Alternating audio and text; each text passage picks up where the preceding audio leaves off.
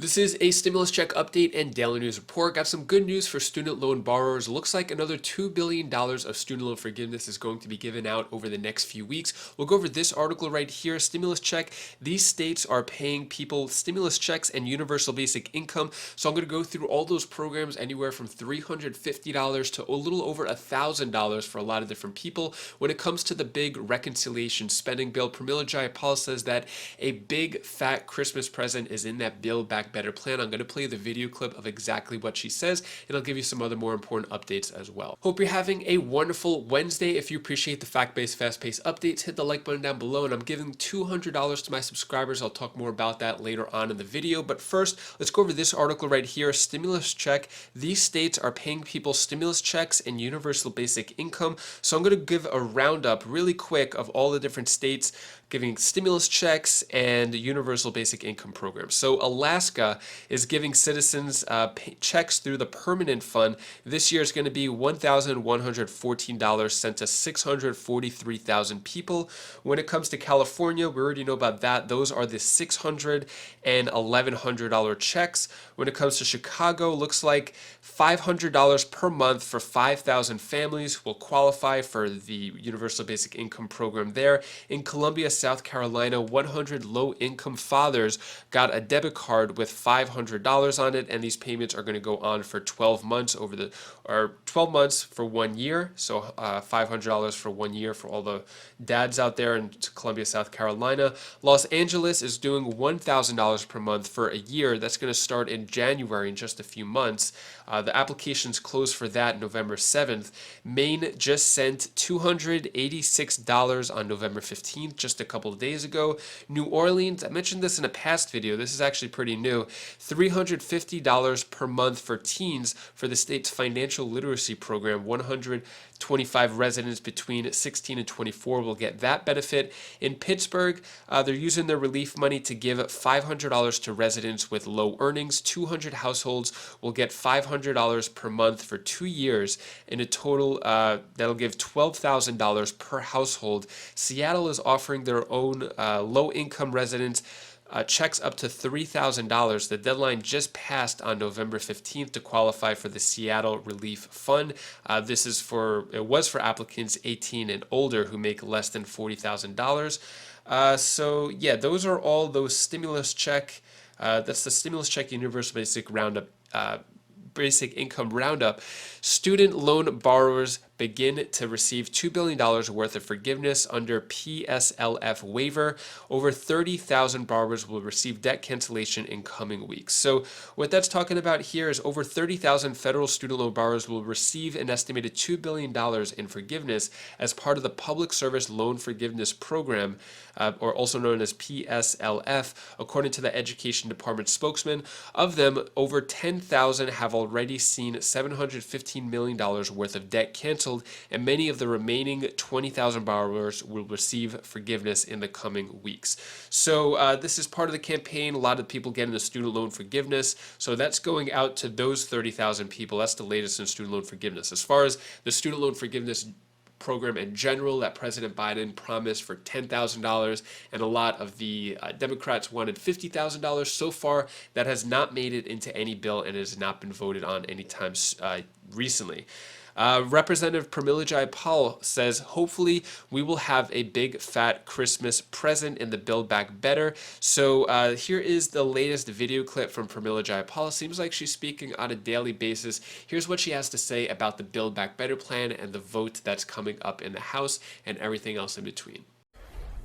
President Biden hit the road today to promote the Eisenhower-style infrastructure overhaul he signed into law yesterday, kicking off an administration-wide blitz to sell the benefits to the American people. Biden's message today, speaking from an aging bridge in New Hampshire deemed structurally deficient, was pretty straightforward. Results are on the way. Clean water, access to the internet, rebuilding bridges, and everything in this bill matters to individual lives of real people. This is not something abstract. New Hampshire and America are moving again. Your life is going to change for the better, and that's literal. And he's right. There are things in this infrastructure law that affect and impact all Americans. Money for roads and bridges, clean water, and clean energy. While President Biden is out communicating how that part of his agenda will benefit you, and it will, Democrats in Congress now have the challenge of making sure the other part of his agenda, the Build Back Better bill with new social spending to benefit the environment and children and women and families and people of color, that part doesn't get thrown by the wayside. The House is on pace for a vote later this week on the Build Back Better bill after separating it to get the infrastructure plan through with a handful of Republicans and moderate Democrats. An updated Congressional Budget Office score to ensure it's paid for, a demand of those House moderates, is expected on Friday. For her part, House Speaker Nancy Pelosi told members they will not leave Washington for the Thanksgiving recess without getting Build Back Better over the finish line. But one of the risks when House Democrats separated these two bills is that one would get left behind. So now the challenge is to make sure that that doesn't happen. Joining me now is Congresswoman Pramila Jayapal of Washington State, chair of the Congressional Progressive Caucus. It's always great to have you on the show, Congresswoman. And I want to start by acknowledging the scope and scale of this bill that passed is a big deal. I mean, it is. Lawrence O'Donnell was pointing out the other night that there is no other president that has a trillion-dollar infrastructure bill investing in infrastructure in this country ever, including Eisenhower. This is a huge deal. And so I want to acknowledge that. And I think it's important to acknowledge that. But you and I have talked about before that the risks of taking that monumental, important thing, and which is going to, really benefit people, and cleaving off the parts that help the women and the people of color and the environment and the young people, cleaving that off, is that big thing becomes the only thing left. And so I wonder, as the person who you did oppose separating them, how hopeful are you that this second half is going to get also to be a big effing deal? Yeah, Joy, it's so great to see you. And you laid it out, as you always do. And let me just start by saying the infrastructure bill really is a big deal. Trump said for 4 years that he was going to get infrastructure done. He never got infrastructure done. Yeah. President Biden has gotten infrastructure done. And it is a big deal. It's like for me, it's money to restore the Puget Sound. It's getting lead out of our, getting clean water and getting our lead pipes replaced. It's our bridges that are crumbling. It's so many important things. Public transit. It's $380 million, by the way, for my state for public transit. So there's a lot in there. Now, we didn't want to separate them because we didn't want to leave anybody behind. 85% of the president's agenda is in the Build Back Better Act. But Joy, because the Progressive Caucus stood up and said we're not leaving anybody behind, we went from having no Build Back Better Act, no negotiation, no text, no nothing, to now having a vote in the House this week. It will be this week. It'll be before Friday, because that was the agreement we made and the commitment we got. And then we have the president's word that he is confident he can get 51 votes in the Senate. I heard him say today he's hoping that can happen very quickly. I see no reason why it can't move in the Senate within a week or two of us sending it over to the Senate. So hopefully, Joy, we will have a very big, fat Christmas present that is about universal child care, universal pre-K, the biggest investment in housing. You and I have talked about how that's a racial justice issue. One of the things that's escaped under the radar that I wanted to bring up for you is that within the climate change provisions, the Progressive Caucus prioritized what we call EJ 40, Environmental Justice 40, meaning 40% of all of the outlays for climate should go to the most disproportionately affected. And the set-asides in Build Back Better that we were able to get are really fantastic for folks of color, indigenous people across this country, poor people across this country. So we are not only taking on climate change, but we are doing it with the values that are about centering those who have been disproportionately affected. So we'll have that vote this week, Joy. That's what we negotiated. And I'm just so proud of the Progressive Caucus for never letting this go and not leaving anybody behind. And I want to talk about that for a minute because, people like Cori Bush and AOC, they're getting like the crap kicked out of them on social media, which isn't the real world. But, it's got to hurt because these are the people, they've been on this show articulating why they've been taking this really firm stand. And let me just play Cori Bush because she's explaining why she has taken the stand that she's taken. She was on TV earlier today. Let's play that. You know, being fiscally responsible also has to start with how you save lives, you know, and so that is the work. And so I'm just urging all of our colleagues to look at this and see what's in these bills and decide humanity over profits, humanity over property of corporations, humanity over your own ambition. And just really quick, I want to play Senator Joe Manchin. This is why there's a lack of trust, I think, among some progressive members of your caucus, because she's saying this is all about humanity. We've got to think about humanity, humanity, humanity, not profit. Here's Joe Manchin, the guy y'all got to win over in the Senate. Here he is. Senator, do you believe the argument that this is BBB is going to lower inflation? Thank you. Thanks. Do you buy that argument? I really haven't heard any specifics on that one. They say it's going to lower? They say it's going to lower inflation. I'll have to check on that one. I really don't know. And you add to that the fact that much of what's in the big infrastructure bill is going to be administered by the states. So if you're in Oklahoma or Kansas or you're in, you know, South Carolina, do you really believe that these Republican governors are going to distribute the benefits of the infrastructure bill in a way that's going to help people of color? Come on now. So I think that's the problem, right, is there's a lot of having to trust the states, and you've got this man bill that's going to employ a lot of mainly men, and then you've got the bill for the women, the women and the people of color that's like left to the side. So do you have trust? Yes, you trust the president.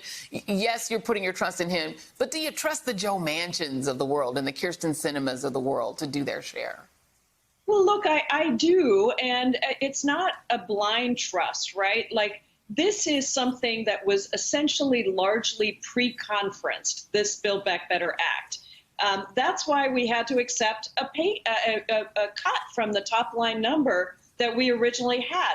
But what we did is we were still able to get every single Progressive Caucus priority into the Build Back Better Act, not as strong as we would have liked had we had more votes in the Senate, more votes in the House. We have very slim margins. We need Joe Manchin. We need Kristen Sinema. We need all the progressives. We need everybody. That's just the reality of where we are. And what the president did was he negotiated with Senator Sinema, with Senator Manchin. I've spoken with both of them.